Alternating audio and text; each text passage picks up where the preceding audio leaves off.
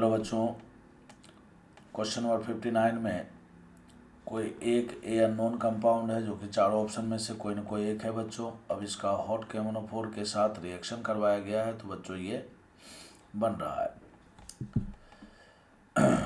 तो हमें सबसे पहले तो यही सोचना है कि इसमें से कौन सा कंपाउंड है ए हो सकता है जिसमें हॉट KMnO4 के साथ रिएक्शन कराने पर ये कार्बोक्सिलिक एसिड बनेगा। आपको बच्चों पता है कि एल्कीन कंपाउंड में जब एल्कीन कंपाउंड का जब हॉट KMnO4 के साथ रिएक्शन कराते हैं, KMnO4 एक स्ट्रॉन्ग ऑक्सीडाइजिंग एजेंट है तो बच्चों यहाँ से बॉन्ड ब्रेक हो जाता है और ये कार्बोक्सिलिक एसिड में और ये भी कार्बोक्सिलिक एसिड में कन्वर्ट हो जाता है if hydrogen is present at the double bonded carbon. ठीक है बच्चों, तो जैसे ही आप यहाँ पर इसको तोड़ोगे तो यहाँ पर देखो बच्चों कोई हाइड्रोजन नहीं है तो ये कीटोन बन जाएगा, ये कीटोन बन जाएगा और ये कार्बोक्सिलिक एसिड बनेगा। बट कार्बोक्सिलिक एसिड तो इस कार्बन पर हमें बनाना है बच्चों, तो ये स्ट्रक्चर हो ही नहीं सकता है। यहाँ से इसको तोड़ोगे तो यहाँ पर भी कार्बोक्सिलिक बना दो, आप यहाँ पर भी कार्बोक्सिलिक बना दो तो देखो ये बनता हुआ दिख रहा है। प्लस इधर वाला जो पार्ट निकल के आ रहा है बच्चों, यहाँ पर भी कार्बोक्सिलिक बनाना है और इधर वाले पार्ट पर भी कार्बोक्सिलिक बनाना है, जो कि दूसरा कार्बोक्सिलिक एसिड दिख रहा है। तो करेक्ट आंसर जो है बच्चों इसका यही होगा। इसमें देखो यहाँ पर कार्बोक्सिलिक इधर इधर बन जाएगा जो कि हमें यहाँ पर बनाना है, ये भी नहीं होगा। ठीक है ना, तो 20 का करेक्ट आंसर है। इधर वाले पार्ट में जाने की ज़रूरत ही नहीं है। फिर भी अगर वेरीफाई करना चाहें तो फिर भी जैसा कि ये ए प्रूफ हो चुका है कि ये होगा, अब इसके ऊपर अब आप H2PT अप्लाई कीजिए। हाइड्रोजनेशन करना है, जैसे आप हाइड्रोजनेशन करोगे बच्चों तो ये एल्कीन हट जाएगा, 2 मोल दिया हुआ है तो ये एल्केन में कन्वर्ट हो जाएगा। तो बी इसका करेक्ट आंसर है। क्वेश्चन नंबर 60 में बच्चों कहता है how many product will be form when the above compound undergo decarboxylation. जैसा कि आप देख रहे हो यहाँ पर बच्चों जैम डाई कार्बोक्सिलिक एसिड है, इसको आप हीट करोगे तो डीकार्बोक्सिलेशन तो होगा। बट यहाँ पर जो डीकार्बोक्सिलेशन होगा बच्चों, इसमें एक बात का विशेष ध्यान रखना है कि दोनों कार्बोक्सिलिक ग्रुप का कन्फिग्रेशन फिक्स किया हुआ है। कन्फिग्रेशन फिक्स किया हुआ है मतलब एक वेज पर है और एक डैश पर है। तो यहाँ पर बच्चों 2 प्रकार के प्रोडक्ट बनेंगे, 2 प्रकार के प्रोडक्ट बनेंगे बच्चों। एक बार ये वेज डैश तो जैसे है वैसे ही बना दीजिए आप। इसमें बच्चों एक बार CO2 का रिमूवल आप डैश से कर दीजिए तो वेज पर CO2 कार्बोक्सिलिक बना दीजिए। और एक बार बच्चों आप यहाँ पर वेज का वेज रहने दीजिए, यहाँ का डैश कर दीजिए और यहाँ पर एक बार आप डैश पर कार्बोक्सिलिक बनाइए, है ना। ये प्रोडक्ट बनेगा। यहाँ तक तो आपको समझ में आ ही गया होगा। अब हमें ये समझना है कि ये दोनों प्रोडक्ट एक ही है या डिफरेंट है। ये दोनों प्रोडक्ट एक ही है या डिफरेंट है, कैसे पता चलेगा। देखिए, अगर मैं इस कंपाउंड को 180 डिग्री से पलट दूँ, जैसे रोटी पलटते हैं ना, रोटी वैसे आपको पलटना है, समझ गए बात को। तो इसको जैसे आप 180 डिग्री से रोटेट करेंगे, जैसे देखिए ऐसे समझाता हूँ। यहाँ पर बच्चों देखिए एक मिथाइल और एक कार्बोक्सिलिक वेज पर है और ये वाला मिथाइल डैश पर है ना। तीनों 1 2 3 पोजीशन पर है। मिथाइल और कार्बोक्सिलिक वेज पर है और ये डैश पर है। तो जब ये डैश पर है, वेज पर है, तो यहाँ का हाइड्रोजन नीचे है और यहाँ पर मिथाइल जो है बच्चों डैश पर है, तो यहाँ का हाइड्रोजन वेज पर है। जैसे आप इसको 180 डिग्री से पलटोगे, 180 डिग्री से पलटोगे तो क्या होगा बच्चों, ठीक है ना। ये वेज वाला डैश बन जाएगा और ये वाला बच्चों डैश बन जाएगा, ठीक है ना। ऐसे ऐसे है ना, जैसे रोटी को पलटते हैं ना वैसे पलटना है, ठीक है ना। जैसे आप इसको 180 डिग्री से रोटेट करोगे और ये वाला जो डैश पर जो मिथाइल है ना, डैश पर जो मिथाइल है ये आ जाएगा वेज पर मिथाइल, ठीक है ना। तो ये एक ही कंपाउंड को रोटेट करके बच्चों लिखा हुआ है, समझ गए बात को। तो ये दोनों डिफरेंट कंपाउंड नहीं है, ये दोनों एक ही कंपाउंड है, ठीक है ना। तो कहता है नंबर ऑफ कंपाउंड कितने होंगे, तो एक बनेंगे। अब ऐसे ऐसे ही बच्चों 2-3 क्वेश्चन आने वाला है, तो कॉन्सेप्ट में आपको बता देता हूँ।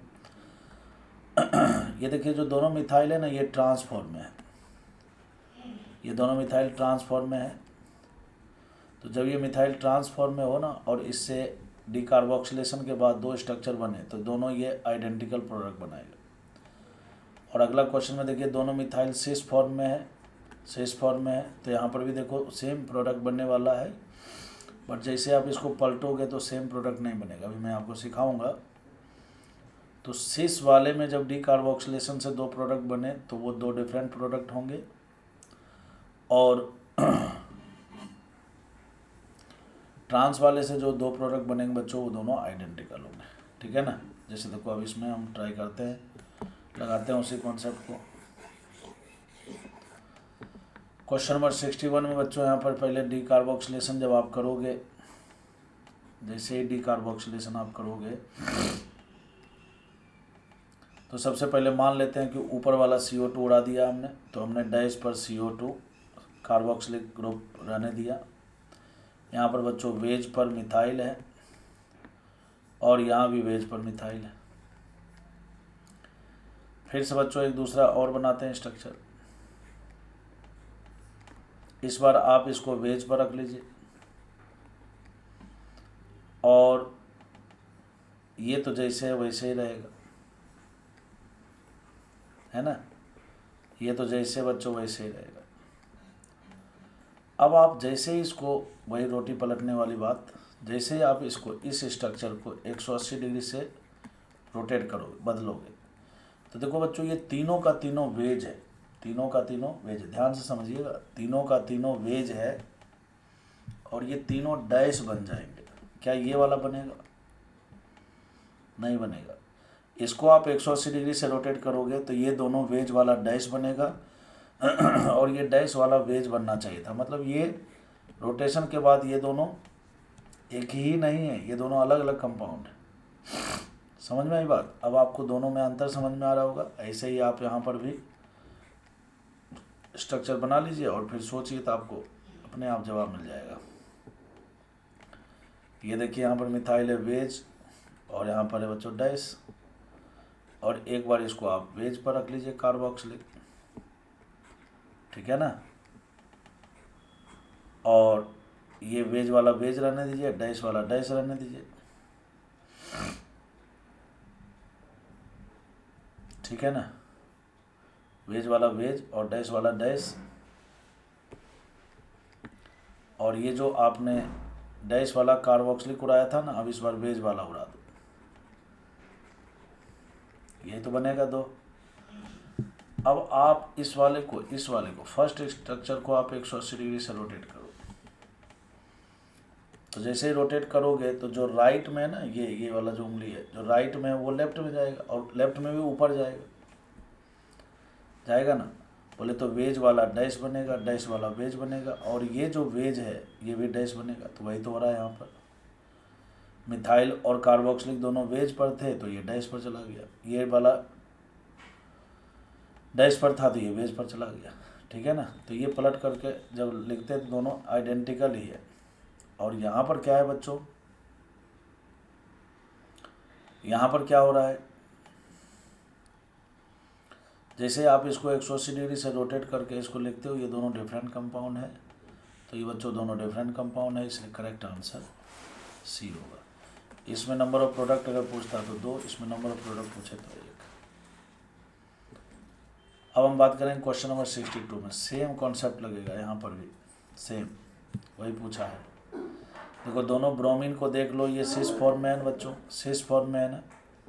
तो इससे आप 2 प्रोडक्ट बनाओगे, एक बार नीचे वाला CO2 हटाना, एक बार ऊपर वाला CO2 हटाना बच्चों। जैसे ही नीचे वाला CO2 हटाओगे,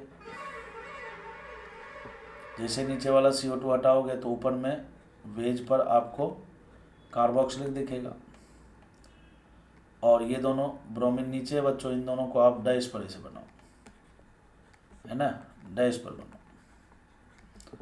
और जो दूसरा प्रोडक्ट बनाओगे आप, पहले आप बना दो, तो ये डैश वाला तो डैश ही रखना है, यहाँ पर भी बच्चों डैश वाला डैश रखना है। और एक बार हमने CO2 नीचे वाला उड़ाया तो ऊपर वेज वाला बना दिया, अब इस बार ऊपर वाला उड़ाऊंगा तो डैश वाला बना देता हूँ। अब आप देखो, जैसे ही आप इसको रोटेट करोगे 180 डिग्री से ये नहीं बनेगा, क्यों, इसमें 2 वेज और 1 डैश है। जबकि इसको रोटेट करोगे पूरी तरीके से 180 डिग्री से रोटेट करोगे बच्चों, तो यहाँ पर क्या होगा, तीनों डैश वाला वेज बन जाएगा, मतलब ये दोनों डिफरेंट कंपाउंड है। क्लियर है बच्चों, ठीक है ना। तो इसमें 2 प्रोडक्ट बनेगा, जो ट्रिक बताया वो लगा दो आप। सिस फॉर्म में दिखे तो 2 और ट्रांस फॉर्म में दिखे तो 1 बनेगा, ठीक है ना। तो 2 1 के हिसाब से सी इसका करेक्ट आंसर है। मैंने आपको ट्रिक भी बता दिया है, समझा भी दिया है, आप जो भी अच्छा लगे आप अप्लाई कर सकते हो, ठीक है ना।